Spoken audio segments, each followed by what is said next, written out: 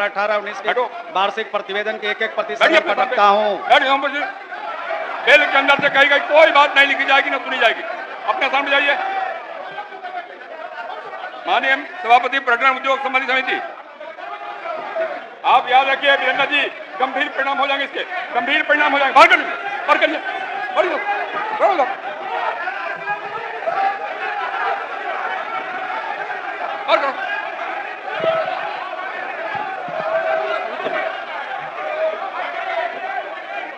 आप अव्यवस्था मत फैलाइए, अव्यवस्था फैलाने का काम मत करिए। चलेगा नियम कानून से ही, और आप नहीं चाहते चले तो अब सभा की कार्रवाई 2 बजे दिन तक के लिए स्थगित की जाती है। बिहार विधानसभा के शीतकालीन सत्र का आज तीसरा दिन काफी हंगामेदार रहा और आरजेडी के भाई वीरेंद्र समेत तमाम विपक्षी दल के विधायक नीतीश कुमार के आसन तक पहुंच गए और भाई राय वीरेंद्र तो मुक्का बांधकर नीतीश कुमार के आसन तक जब पहुंच जाते हैं तब उनको विधानसभा में मार्शल द्वारा बाहर किया जाता है। और आखिर आरजेडी के भाई वीरेंद्र मुख्यमंत्री को मारने क्यों पहुंच गए, ये तमाम बातें इस 5 से 7 मिनट की रिपोर्ट में हम आपको बताने जा रहे हैं। लेकिन आपको बताते चले कि इसके कारण विधानसभा की कार्रवाई को रोक देना पड़ा। तेजस्वी यादव गुस्से से बाहर निकल जाते हैं और ये सारा खेल सीट अरेंजमेंट को लेकर हुआ है। सीट अरेंजमेंट के तहत बताया जा रहा कि आरजेडी के कई ऐसे विधायक थे कि जब महागठबंधन की सरकार गिर गई थी तब वह सदन में अब सत्ता पक्ष की तरफ बैठने लगे थे। और बताया जा रहा कि चेतन आनंद हो या फिर अनंत सिंह की पत्नी हो, ऐसे 4 से 5 विधायक हैं जिनका सीटिंग अरेंजमेंट अब तक नहीं हो पाया है। और इसी को लेकर विधानसभा में भारी बवाल हो गया और इस बवाल का वीडियो दुनिया देखकर बिहार वासियों पर हंस रही है कि बिहार के सीएम ही सदन में सुरक्षित नहीं है कि जब उन पर हमला हो जाता है और मार्शल को आरजेडी के भाई वीरेंद्र को बाहर निकालना पड़ा। हम ये तमाम बातें इस 5 से 7 मिनट की रिपोर्ट में आपको बताने जा रहे हैं।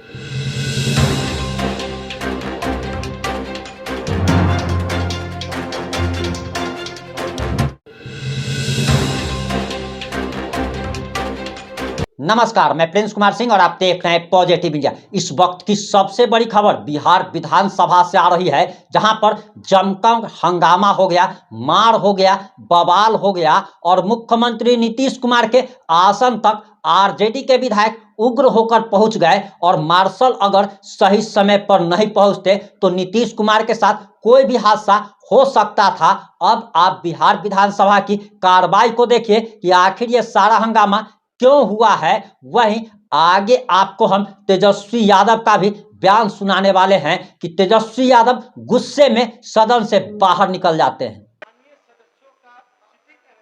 आसन निर्धारित किया गया है और यह नियम भी है कि सभी सदस्य अपने निर्धारित स्थान पर बैठेंगे। तो हम माननीय अध्यक्ष महोदय से जानना चाहते हैं कि क्या सभी सदस्य अपने अपने निर्धारित सभी को नियमों का पालन करना नहीं बैठे हैं तो महोदय इन प्रश्नों को उत्तर तैयार होने से रख दिया जाए। महोदय ये व्यवस्था की जाए, ये अराजकता का मामला हो जाएगा। व्यवस्था महोदय मैंने व्यवस्था दिया, निर्धारित व्यवस्था मैंने व्यवस्था का सवाल सभी सदस्यों को अपने आसन पर बैठना चाहिए। हो गया। माननीय सदस्यगण, आज सीएजी के प्रतिवेदन, विभागों के प्रतिवेदन एवं समिति के प्रतिवेदन सभा पटल पर रखे जाने हैं, उन्हें मैं पहले रखता हूं और शेष निर्धारित कार्य इसके बाद लिए जाएंगे। प्रभारी मंत्री विधि विभाग। माननीय अध्यक्ष महोदय, भारत के संविधान के अनुच्छेद 151(2) के अनुसरण में मैं भारत के नियतक महालेखा परीक्षक के प्राप्त बिहार सरकार का वर्ष 2016-22 तक लोक स्वास्थ्य आधारभूत संरचना एवं स्वास्थ्य सेवाओं के प्रबंधन पर निष्पादन लेखा परीक्षा प्रतिवेदन को महामहिम राज्यपाल बिहार की अनुमति के आलोक में सदन पटल पर रखता हूँ। बिहार विधानसभा की प्रक्रिया तथा कार्य संचालन नियमावली 2000 नियम 238 के उपबंध के अनुसार लोक लेखा समिति का प्रतिवेदन तथा समय में सदन में उपस्थित किया जाएगा। प्रभारी मंत्री वित्त विभाग।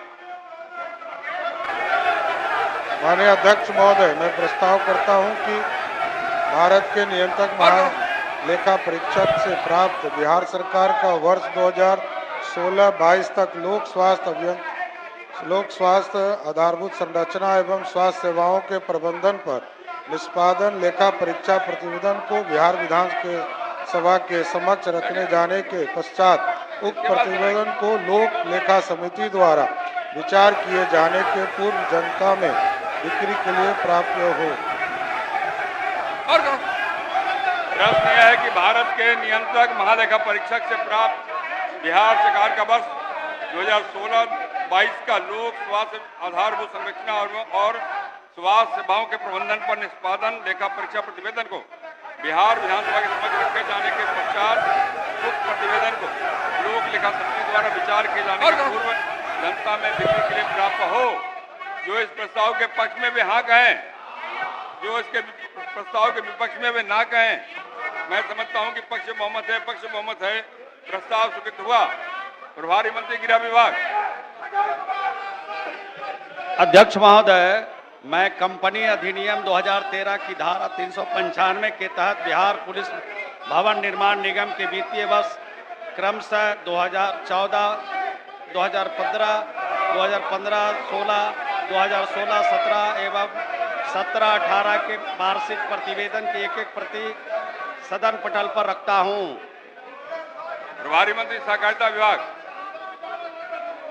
अध्यक्ष महोदय, मैं कंपनी अधिनियम 2013 की धारा 395 के तहत बिहार राज्य भंडार निगम के वित्तीय वर्ष 2018-19 के वार्षिक प्रतिवेदन के एक प्रति सदन पर रखता हूं। बिल के अंदर से कही गई कोई बात नहीं लिखी जाएगी, न सुनी जाएगी। अपने सामने जाइए। माननीय सभापति पर्यटन उद्योग संबंधी समिति, आप याद रखिए वीरेंद्र जी, गंभीर परिणाम हो जाएंगे, इसके गंभीर परिणाम हो जाएंगे। बाहर करिए, बाहर करिए, बाहर करो।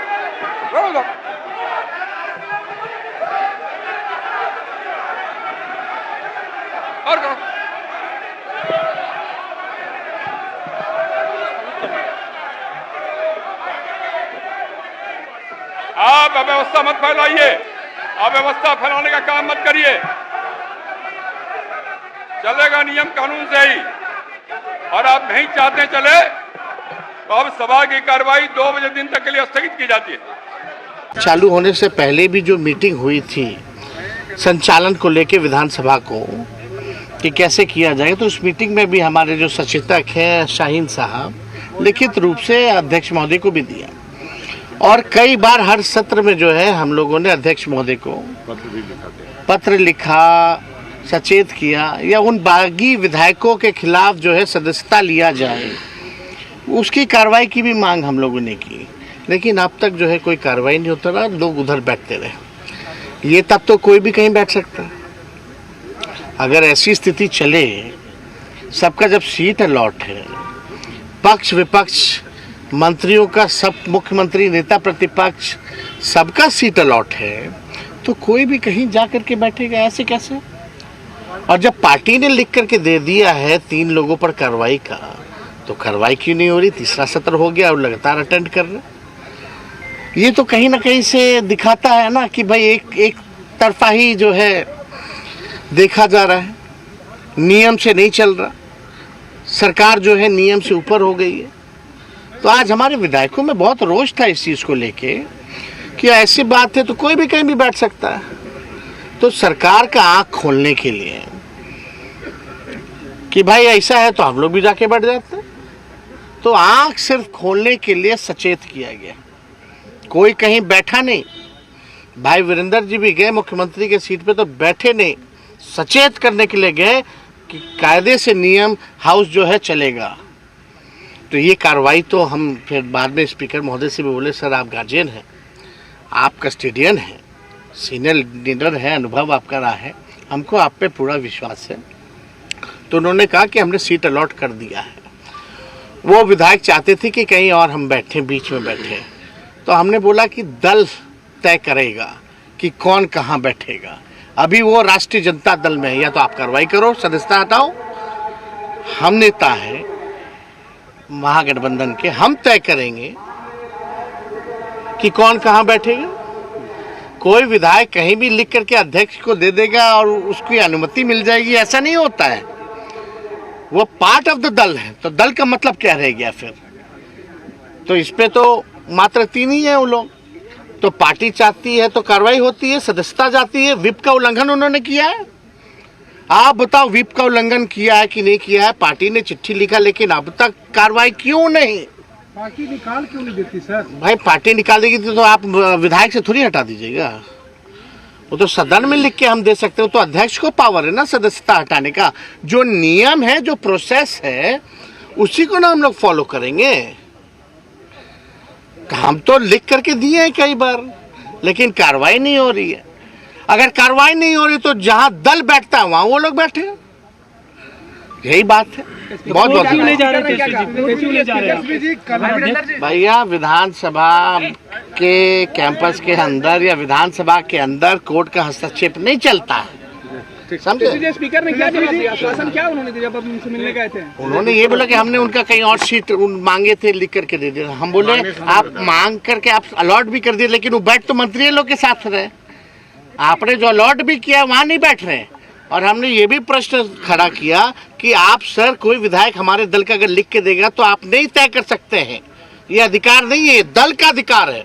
जहां दल के एक साथ लोग बैठेंगे, सब साथ ही बैठते हैं।